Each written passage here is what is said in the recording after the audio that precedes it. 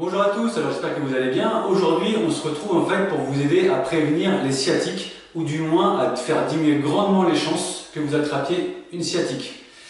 Donc pour ce faire, c'est très simple. Moi en fait, je vais vous montrer, je vais dans un premier temps vous donner quelques petits conseils et juste après, je vous donnerai vraiment des petits exercices qui sont très pratiques pour faire diminuer grandement les chances d'avoir une sciatique. Pour ceux qui ne me connaissent pas, je m'appelle Cédric, je dirige Corporels et nous sommes spécialistes en fait dans la gestion de la douleur en entreprise pour les grands groupes ainsi que dans la qualité de vie au travail. Et c'est par ce biais en fait que tous les jours je vous donne des conseils, des exercices, des astuces pour faire diminuer les douleurs et les contraintes que vous pouvez avoir dans votre vie de tous les jours, mais aussi en particulier lorsque vous êtes installé devant votre bureau et devant votre ordinateur en position prolongée ou en télétravail, comme le contexte malheureusement l'exige en ce moment. Pour en revenir à votre sciatique, je vais vous donner un petit conseil, déjà que c'est du b.a.-ba. C'est tout simplement en fait d'éviter de rester sédentaire et de pratiquer une activité physique régulière avec des efforts et un matériel adapté. Donc ça, effectivement, c'est la base, mais il y en a plein qui vont dire j'ai pas le temps, je peux pas, etc. Normalement, pour sa santé, on a toujours un petit peu le temps.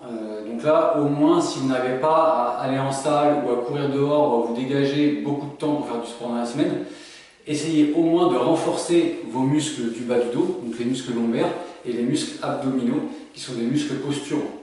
Là, on a tous 4 fois 10 minutes dans la semaine à consacrer à son corps et à sa santé. Ces exercices-là, je vous les montrerai dans une autre vidéo pour que vous puissiez bien les détailler et les faire justement sans danger et sans vous faire mal. La deuxième chose que vous pouvez faire lorsque vous êtes au bureau ou en télétravail, c'est d'éviter ce qu'on appelle les positions vicieuses, qui vont vous mettre en fait des contraintes sur le bas de votre dos, comme par exemple souvent d'avoir les jambes croisées. Le fait d'avoir les jambes croisées, ça met beaucoup de tension dans le bas de votre dos. Donc si j'ai un conseil à vous donner et que vous ne pouvez pas vous empêcher de le faire, et que vous croisez toujours la jambe droite sur la jambe gauche, n'hésitez pas à alterner et croiser de temps en temps la jambe gauche sur la jambe droite. Comme ça va apporter une certaine symétrie à vos tensions, et du coup ça va diminuer le risque effectivement d'asymétrie et de tension que d'un seul côté. La deuxième chose que vous pouvez faire, c'est aussi de porter correctement les charges. Ça c'est très important, ça paraît tout bête, surtout avec des charges qui peuvent paraître légères. Donc ce qu'il faut faire surtout, c'est que lorsque l'on porte une charge, il faut qu'elle soit le plus proche possible de votre corps. Plus elle est proche de votre corps, moins il y aura de contraintes élevées sur vos vertèbres et sur les structures qui composent vos vertèbres, comme le disque, les ligaments ou les muscles qui entourent votre vertèbre. Donc ça c'est très simple, vous prenez un objet, vous le rapprochez le plus possible de vous et vous poussez sur vos jambes pour soulever. De la même façon, lorsque vous voulez ramasser un objet par terre qui n'est pas très lourd, n'hésitez pas à prendre un point d'appui par exemple sur une chaise et à faire balancier avec votre jambe et ensuite vous ramassez l'objet. Donc vous voyez que le fait de faire balancer comme ça la jambe en arrière, ça va mettre beaucoup moins de contraintes sur votre dos et les contraintes vont être beaucoup plus sur la jambe en appui sur le sol. Vous ramassez l'objet et vous rebasculez comme ceci, toujours en le gardant près de votre corps. C'est le même principe lorsque par exemple vous faites des courses au supermarché. N'hésitez pas à porter à peu près le même poids à droite qu'à gauche, ou de ne pas porter les courses qu'à droite, ou de ne pas porter les courses qu'à gauche. Encore un petit conseil aussi pour éviter un petit peu d'avoir des sciatiques à répétition ou d'être sujet à ce genre de choses, c'est de monter correctement dans votre voiture. La plupart des gens, ou la plupart d'entre nous, on monte très rapidement dans notre voiture, on ne fait pas toujours attention aux bons gestes. Si jamais vous êtes un petit peu fragile du dos ou vous êtes sujet au sciatique ou au lumbago, n'hésitez pas, lorsque vous montez dans votre voiture, de vous mettre comme ceci, de d'abord rentrer vos fesses. Une fois que vous êtes bien stable, vous prenez un appui sur le siège et un appui sur le dossier et vous tournez comme ceci. De cette façon-là, il n'y a pas de torsions qui sont mises sur vos lombaires et par conséquent beaucoup moins de contraintes. Même chose lorsqu'en fait vous vous brossez les dents. Ça paraît tout bête, mais c'est hyper important. Quand on se brosse les dents, essayez d'avoir le plus possible en fait le lavabo en appui contre vos cuisses. Parce que là encore une fois, avec l'appui sur vos cuisses du lavabo, vous allez décharger en fait un maximum de contraintes sur votre dos et ne pas le mettre en porte-à-faux. N'hésitez pas non plus, lorsque vous crachez dans le lavabo ou lorsque vous vous penchez un petit peu, à appuyer votre main contre le lavabo justement. Pareil, ça vous fait un point d'appui lorsque vous êtes penché et que vous vous brossez les dents et que vous éventuellement crachez. Du coup, cet appui, encore une fois, va diminuer les contraintes sur votre dos et faire en sorte qu'il ne soit pas en fait mis en porte-à-faux et que cela nous fasse pas mal. Vous ne pouvez pas imaginer le nombre de patients qui viennent me voir parce qu'ils se sont bloqués en se lavant les dents et en se penchant dans le lavabo et en se relevant. Ça, c'est vraiment, ça paraît tout bête, mais c'est très fréquent. Les choses que vous pouvez faire aussi, c'est favoriser effectivement la récupération après le sport. Donc ça, c'est très simple.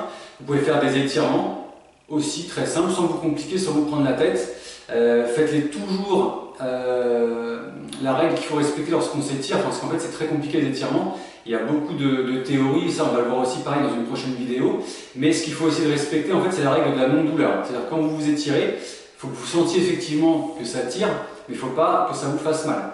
Vous maintenez les positions pendant 15 à 20 secondes et vous essayez de vraiment d'étirer tous les muscles qui ont été sollicités, toujours en ayant le seuil de non-douleur. Ça, c'est très important.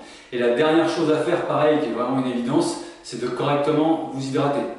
Donc essayez de faire le plus souvent possible dans la journée, pour ne pas que ça vous pèse sur le ventre, pour ne pas que ça vous dérange, entre guillemets. N'hésitez pas à boire très souvent, mais très peu. Ça veut dire qu'à chaque fois que vous prenez de l'eau, vous buvez 2-3 gorgées, pas plus.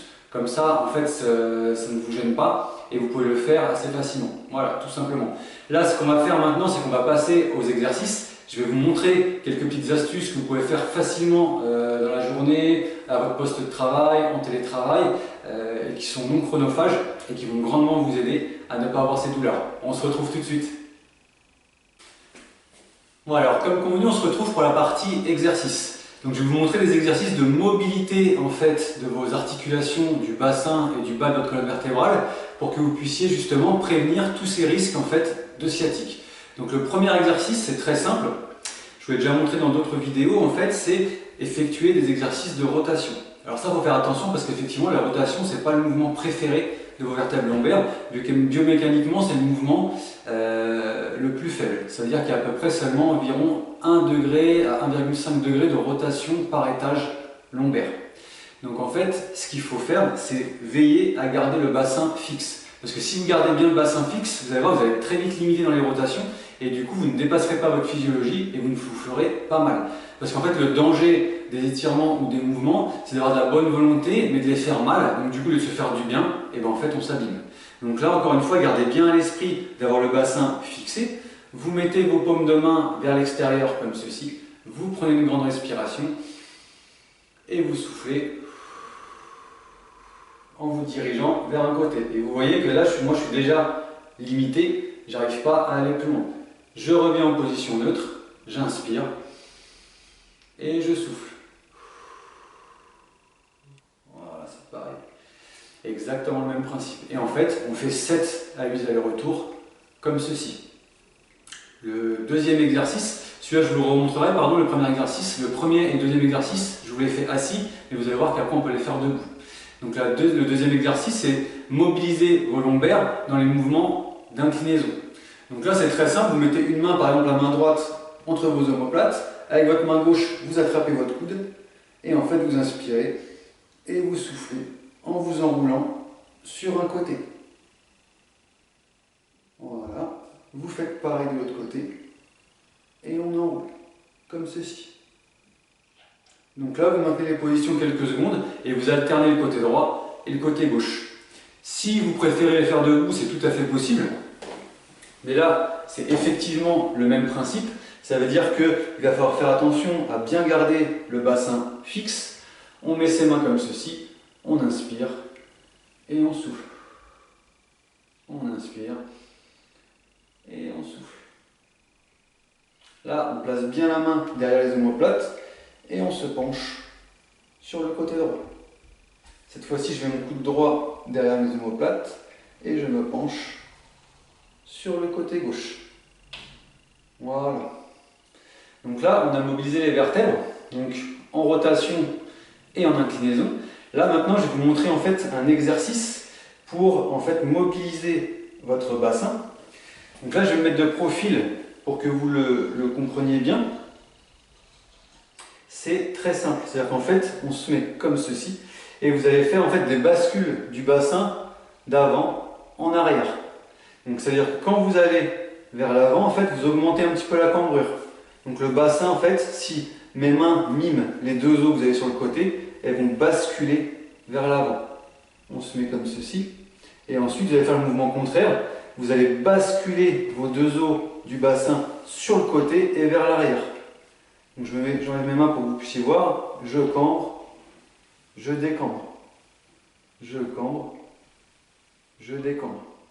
Voilà. Essayez de bien ressentir ce que vous faites pour vraiment sentir en fait la bascule du bassin vers l'avant et la bascule du bassin vers l'arrière. Et vous pouvez même le faire lorsque vous basculez vers l'arrière en serrant un petit peu les fesses pour maintenir un petit peu la position. Et après vous relâchez tout. On rebascule vers l'avant et on revient vers l'arrière. Voilà. Cet exercice-là, en fait, vous pouvez le faire à peu près 15-20 fois de suite et vous le répétez autant de fois que vous voulez dans la journée, plusieurs fois par semaine, plusieurs fois par jour, il n'y a vraiment aucun souci. Autre exercice que je voulais vous donner, c'est ce qu'on appelle en fait le mouvement de la danseuse. En fait, cet exercice-là va vous permettre de mobiliser en fait le bassin et les articulations que l'on a dans le bas du dos. Vous savez, celles que quand vous regardez dans la glace, qui forment un petit creux dans le bas du dos. Et bien c'est ces articulations-là, qu'on va mobiliser. Donc là, ça s'appelle la danseuse parce que c'est vraiment un mouvement qui rappelle en fait certains mouvements de danse classique.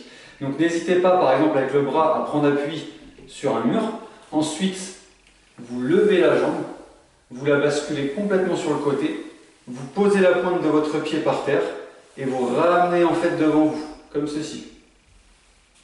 Voilà, je me recule un peu pour que vous puissiez bien voir. On lève la jambe, on la met sur un côté, on la pose et on ramène. Tout simplement. Et forcément, vous faites la même chose avec l'autre jambe. Vous faites 7-8 mouvements de chaque jambe. Et pareil, même principe. Vous le faites vraiment plusieurs fois dans la journée, plusieurs fois dans la semaine. Comme ça vous chante, il n'y a vraiment aucune règle. Voilà, donc c'est fini pour les exercices et pour la prévention de la sciatique aujourd'hui. J'espère que cette vidéo vous aura été utile et qu'elle pourra vraiment vous servir. Donc n'hésitez pas à nous laisser des commentaires pour savoir si vous avez déjà été victime de ce genre en fait de pathologie. N'hésitez pas non plus à partager à des gens qui pourraient en avoir besoin et surtout n'hésitez pas à vous abonner à notre chaîne pour vraiment recevoir en fait toutes les petites vidéos qui peuvent correspondre au sujet et que vous puissiez les regarder tranquillement.